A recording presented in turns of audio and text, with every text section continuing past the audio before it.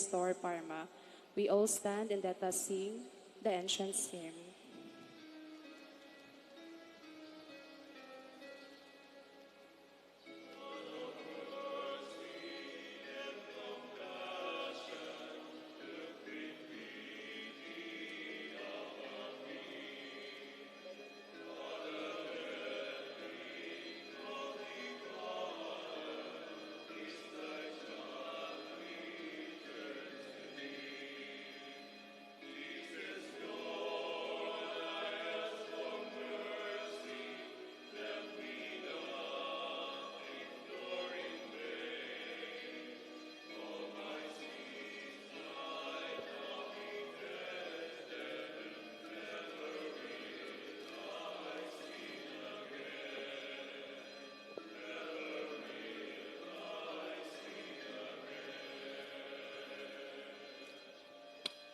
In this Mass, there's also an offering for the repose of the soul of Emilia.